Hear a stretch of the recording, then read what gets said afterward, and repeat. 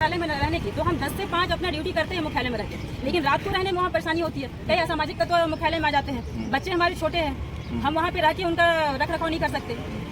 अभी दर दर भटक रहे हैं ग्रामीण लोग, जो शहरी लोग होते हैं, वो अपने राजस्व की कई सारे कामों को लेकर के जो है भटक रहे हैं। उनके बारे में कभी जिज्ञासा नहीं हुई कि हम काम पे लौटते हैं, उनको भाई भटकना ना पड़े? हमारी जांच हो, क्योंकि पुलिस विभाग को हमारे ABCD भी पता नहीं है। मैं आपको सच्चाई बता दूं, बहुत सारी ऐसी चीजें हैं जो राजस्व विभाग को ही पता है, इसीलिए विभाग उन चीजों का जांच करे, विभाग उस चीजों का जांच करे और उसको पानी कर दे और ले जाकर के फिर उनको दे। और यदि वो त्रुटि पाया जाता है, गलत पाया जाता है, तो उसके ऊपर विभागीय जांच, उसके ऊपर FIR दर्ज होना चाहिए, कार्रवाई भी होनी चाहिए। हम उसके लिए कभी भी नहीं बोलेंगे। उसके विपक्ष में संघ भी हमारे विपक्ष, समय निर्धारित भी जरूरी है। बिल्कुल समय का निर्धारण भी होना चाहिए उसमें। छत्तीसगढ़ राजस्व पटवारी संघ की जो महिला पटवारी हैं, महिला कर्मचारी हैं, उनसे जानेंगे कि उनका क्या इन मत है और क्या मांगे हैं और उनकी मांगों पर किस तरह विचार करना चाहिए छत्तीसगढ़ सरकार को। पहले तो मैं परिचय बता दूं। मेरा नाम छत्तीसगढ़ में राजस्व विभाग के पटवारी संघ के द्वारा जो है हड़ताल पर बैठे हुए हैं और उनकी कुछ प्रमुख मांगे हैं, जो 8 सूत्रीय जो है मांगे हैं, जो जिसमें सबसे पहला जो मांग है, कैमरामैन से मैं अनुरोध करूंगा कि ये फोकस करेंगे यहाँ पर कि इनकी जो मांगे हैं उनमें सबसे पहला जो है वो इनके वेतन वृद्धि से संबंधित है। इसी तरह की कुल 8 मांगे हैं और अभी हम मौजूद हैं सरगुजा जिले के अंबिकापुर में। समूचे देश के लिए राजस्व विभाग का जो पटवारी पद होता है वो बहुत ही महत्वपूर्ण होता है। आपके जमीन का लेखा जोखा वही रखते हैं। यहाँ तक सिर्फ उनका कार्य नहीं खत्म होता है, उनके द्वारा जो है मानव से लेकर के पशु तक का जो गणना होता है उसके वो सारे के सारे कार्य करते हैं। वो अपनी मांगों को लेकर के डटे हुए हैं। आज उनसे जानते हैं कि आखिरकार उनकी मांगे क्या है और छत्तीसगढ़ में क्या स्थिति है और छत्तीसगढ़ गवर्नमेंट अभी क्या आदेश जारी किया है। तो हमारे साथ अभी मौजूद हैं, अपना नाम बता देंगे और पद बता देंगे। मैं गणेश दत्त मिश्र पटवारी हूँ और राजस्व पटवारी संघ की सरगुजा इकाई का प्रवक्ता हूँ। तो पहले तो हम शुरुआत करते हैं कि आपकी जो राजस्व पटवारी संघ छत्तीसगढ़ है वो अभी किन मांगों को लेकर के आप जो है आंदोलनरत हैं, अपने धरने में बैठे हुए हैं, ये पहले बताएं। देखिए, हमारे राज्य स्तर से ये हड़ताल संचालित हो रही है और हमारी 8 प्रमुख मांगे हैं।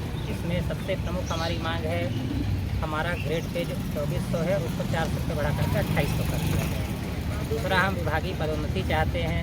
पदोन्नति का आशा यह है कि एक आदमी पटवारी में भर्ती होता है और जीवन भर पटवारी ही रह जाता है, पटवारी के पद से ही रिटायर हो जाता है। तो उसको समय समय पे अगर प्रमोशन मिलता रहेगा तो उसका उत्साह बना रहेगा और सही ढंग से और अच्छे ढंग से अपना काम कर सकेगा। इसके अलावा कुछ भत्ते हैं जो औपचारिकता के रूप में हमको 250 रुपये भत्ता दिया जाता है, या तो वो भी ना दिया जाए और देना है तो अच्छे से दिया जाए। हमारा 3000-4000 मोबाइल में, गाड़ी में, पेट्रोल में, स्टेशनरी में, कागज़ में, कार्बन में खर्चा हो जाता है।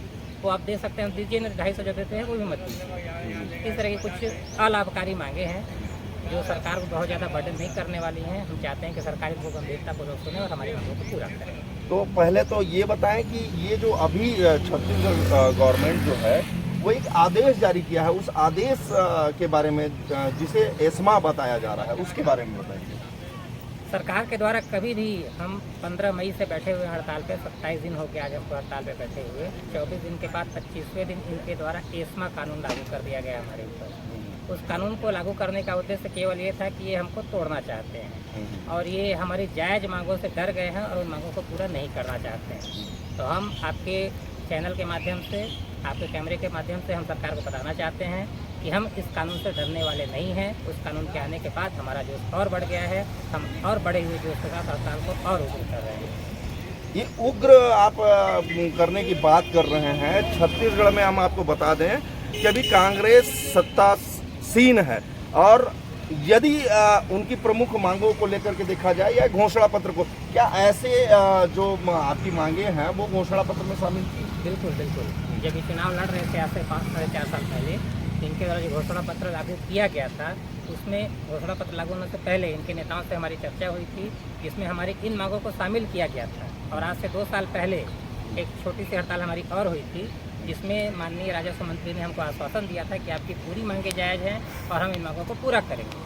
लेकिन 2 साल बीत जाने के बाद भी उनके द्वारा कोई एक सिंगल मांग पूरी नहीं की गई। एक भी मांग पूरा नहीं किया गया। अभी आप ऑन कैमरे से मुख्यमंत्री से क्या मांग करना चाहते हैं? हमारी मांगे बिल्कुल जायज़ हैं, अलाभकारी हैं। शासन के ऊपर इससे बहुत ज़्यादा कोई प्रभाव या कोई बहुत आर्थिक वित्तीय बोझ नहीं पड़ने वाला है। हमारी जायज़ मांगों को सुने, सहानुभूतिपूर्वक विचार करें और इन्हें पूरा करें। हम भी काम करना चाहते हैं, हम यहाँ पे धूप में बैठ के समय व्यतीत करना नहीं चाहते हैं। अभी दर दर भटक रहे हैं ग्रामीण लोग, जो शहरी लोग होते हैं वो अपने राजस्व की कई सारे कामों को लेकर के जो है भटक रहे हैं। उनके बारे में कभी जिज्ञासा नहीं हुई कि हम काम पे लौटते हैं और उनको भाई भटकना ना पड़े? हम जानते हैं लोग परेशान हैं, लोग कई परेशानियों का सामना कर रहे हैं। बेरोजगारी भत्ते का अभी फॉर्म भरा जा रहा है, उनको दिक्कत आ रहा है। स्कूलें खुलने वाली हैं, उनको दिक्कत आ रहा है। जैसे निवास वालों को दिक्कत आ रहा है।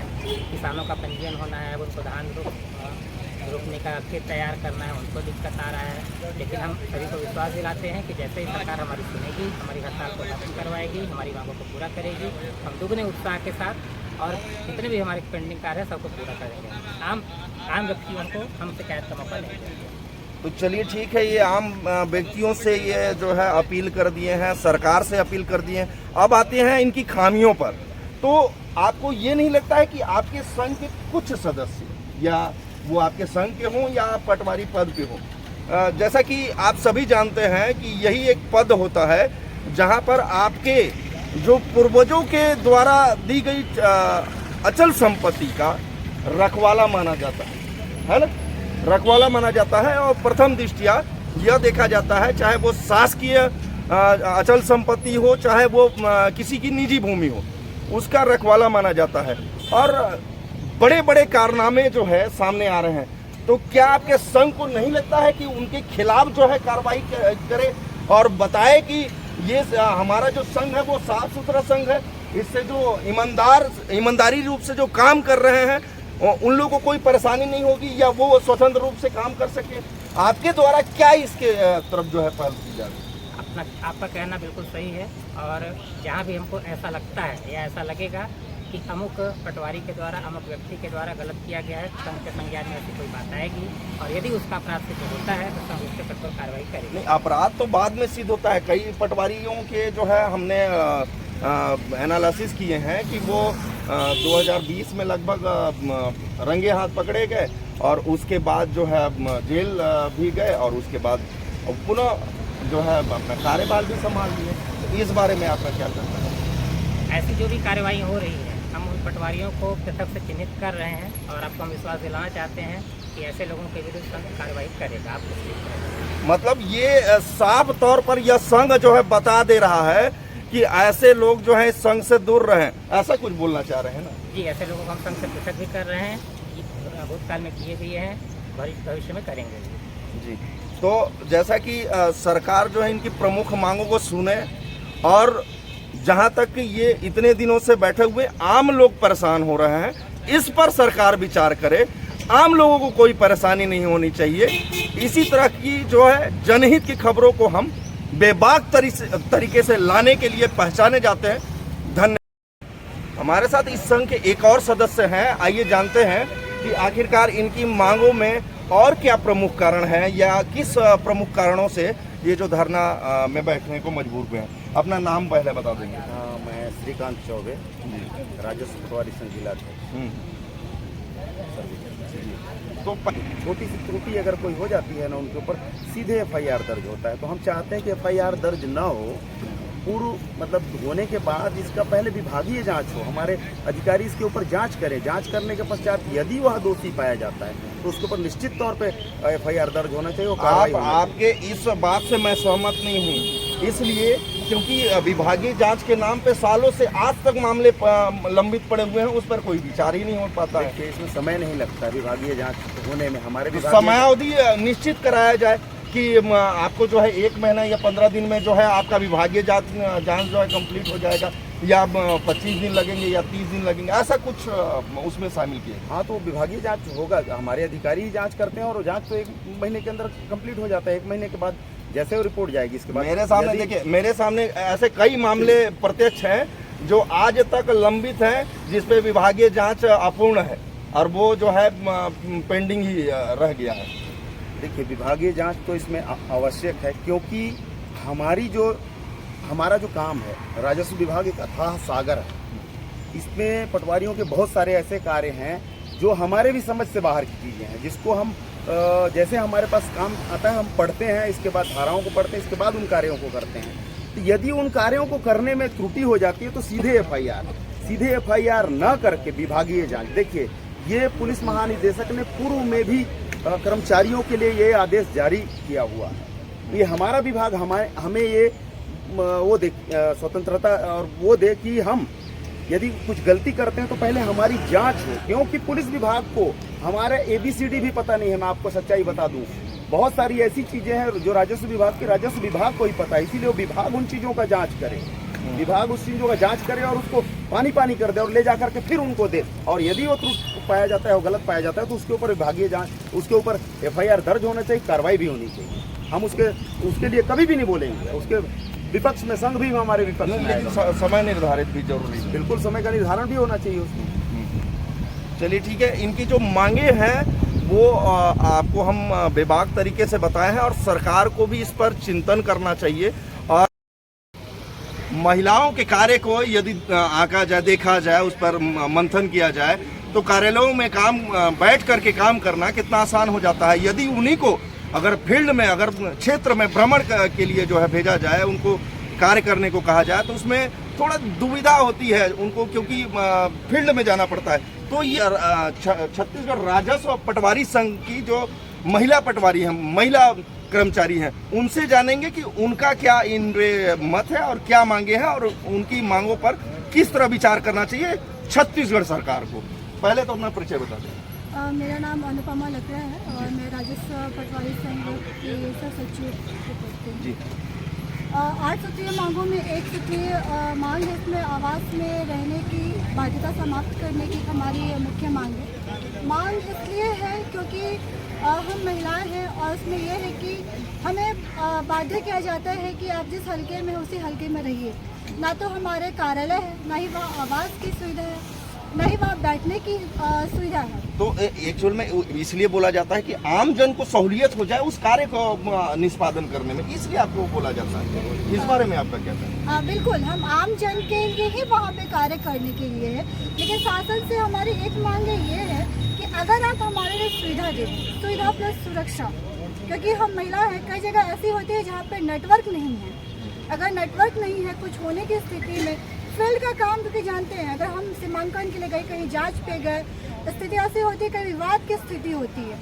हम महिलाएं अगर हमारे साथ कुछ घटित हो जाए या फिर कुछ हो जाए, उस स्थिति में हम अगर नेटवर्क की स्थिति ना हो तो हम अपने साथियों का कैसे संपर्क करें।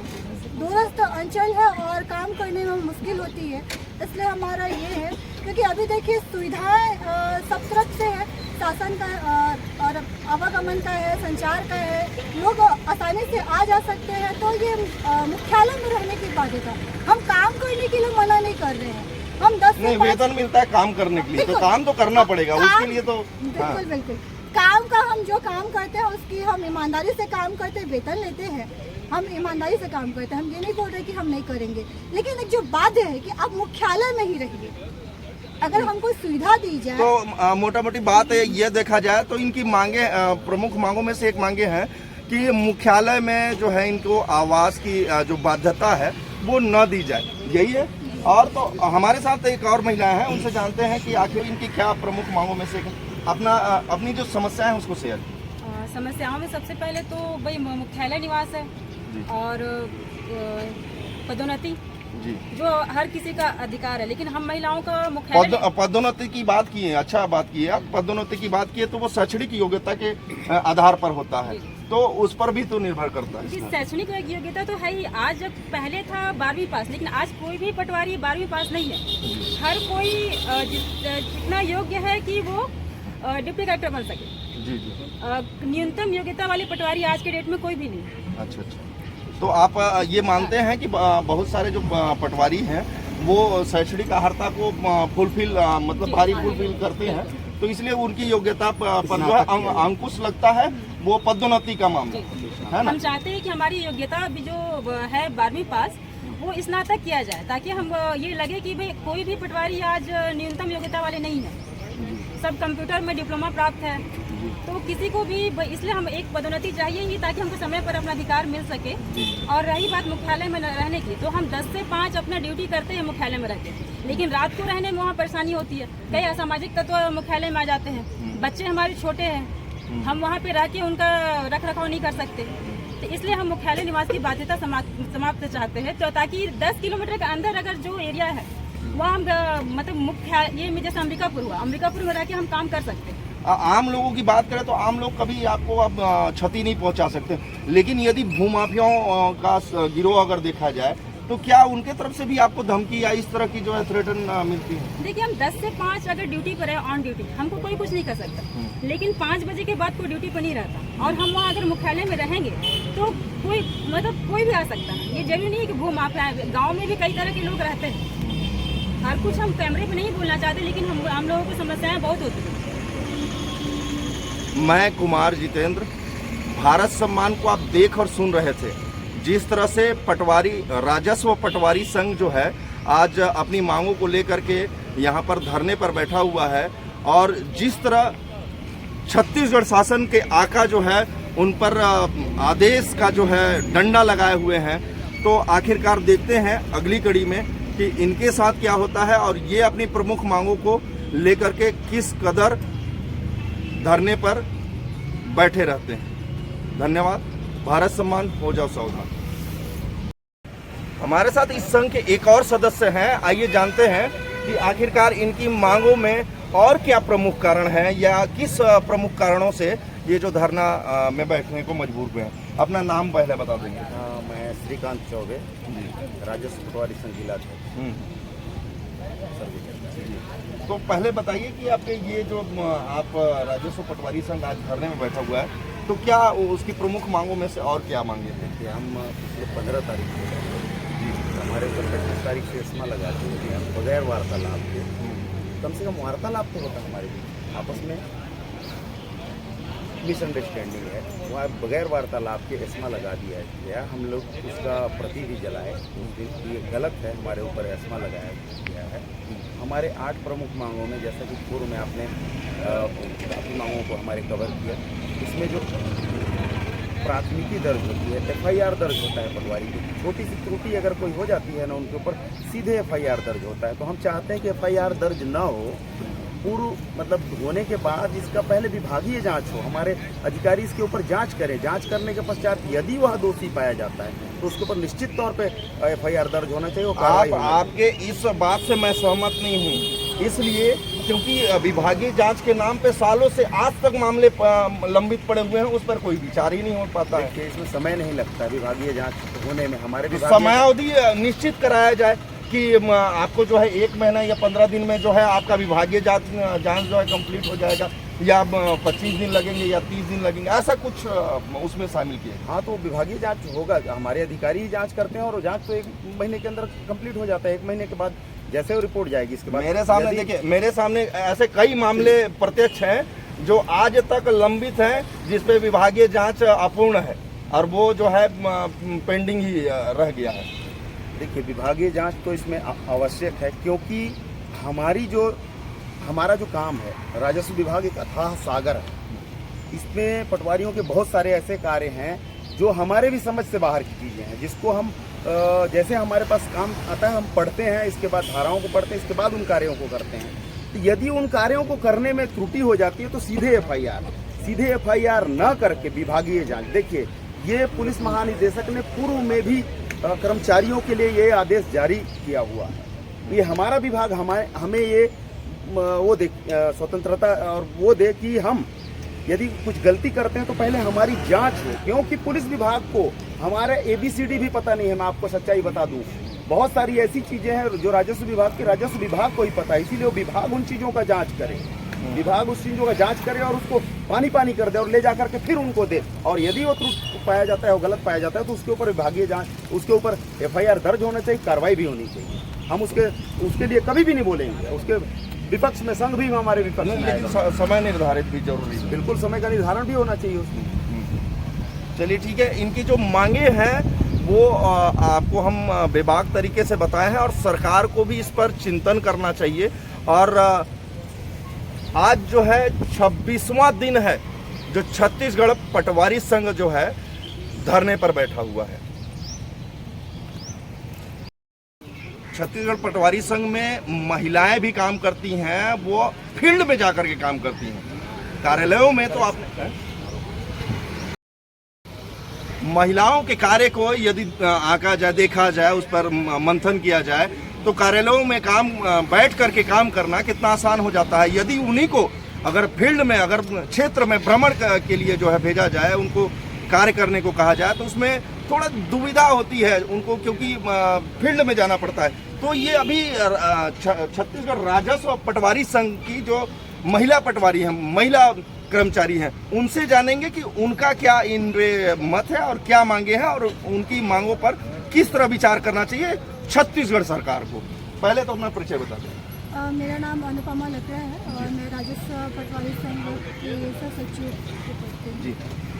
8 सूत्रीय मांगों में एक सूत्रीय मांग है, इसमें आवास में रहने की बाध्यता समाप्त करने की हमारी मुख्य मांग है। मांग इसलिए है क्योंकि हम महिलाएं हैं और उसमें यह है कि हमें बाध्य किया जाता है कि आप जिस हलके में उसी हलके में रहिए। ना तो हमारे कार्यालय है, ना ही वहाँ आवास की सुविधा है, ना ही वहाँ बैठने की सुविधा है। तो एक्चुअल में इसलिए बोला जाता है कि आम जन को सहूलियत हो जाए उस कार्य को निष्पादन करने में, इसलिए आपको बोला जाता है। इस बारे में आपका क्या कहना है? बिल्कुल, हम आम जन के लिए ही वहाँ पे कार्य करने के लिए है, लेकिन शासन से हमारी एक मांग ये है कि अगर आप हमारे लिए सुविधा दें, सुविधा प्लस सुरक्षा, क्योंकि हम महिला हैं, कई जगह ऐसी होती है जहाँ पे नेटवर्क नहीं है। अगर नेटवर्क नहीं है कुछ होने की स्थिति में, फील्ड का काम क्योंकि जानते हैं, अगर हम सीमांकन के लिए गए, कहीं जांच पे गए, स्थिति ऐसी होती है, कहीं विवाद की स्थिति होती है। हम महिलाएं अगर हमारे साथ कुछ घटित हो जाए या फिर कुछ हो जाए, उस स्थिति में हम अगर नेटवर्क की स्थिति ना हो तो हम अपने साथियों का कैसे संपर्क करें। दूरस्थ अंचल है और काम करने में मुश्किल होती है, इसलिए हमारा ये है, क्योंकि अभी देखिए सुविधाएं सब तरफ से है, शासन का और आवागमन का है, संचार का है, लोग आसानी से आ जा सकते हैं। तो ये मुख्यालय में रहने की बाध्यता, हम काम करने के लिए मना नहीं कर रहे हैं। हम 10 नहीं, वेतन मिलता है काम करने के लिए, तो काम तो करना पड़ेगा उसके लिए तो। बिल्कुल बिल्कुल, काम का हम जो काम करते हैं उसकी हम ईमानदारी से काम करते हैं, वेतन लेते हैं, हम ईमानदारी से काम करते हैं। हम ये नहीं बोल रहे कि हम नहीं करेंगे, लेकिन एक जो बाध्य है कि आप मुख्यालय में ही रहिए। अगर हमको सुविधा दी जाए तो मोटा मोटी बात है, ये देखा जाए तो इनकी मांगे, प्रमुख मांगों में से एक मांगे हैं कि मुख्यालय में जो है इनको आवास की जो बाध्यता है वो न दी जाए, यही है। और तो हमारे साथ एक और महिला है, उनसे जानते हैं कि आखिरकार जो है समस्याओं को अगर मद्देनजर देखा जाए तो इनकी क्या प्रमुख मांगों में से अपनी जो समस्याएं हैं उसको शेयर। समस्याओं में सबसे पहले तो भाई मुख्यालय निवास है और पदोन्नति जी, जो हर किसी का अधिकार है, लेकिन हम महिलाओं का मुख्यालय पदोन्नति की बात की है। अच्छा बात की है आप, पदोन्नति की बात की है तो वो शैक्षणिक योग्यता के आधार पर होता है, तो उस पर भी तो निर्भर करता है। शैक्षणिक योग्यता तो है ही। आज पहले था 12वीं पास, लेकिन आज कोई भी पटवारी 12वीं पास नहीं है। हर कोई जितना योग्य है कि वो डिप्टी कलेक्टर बन सके। जी जी।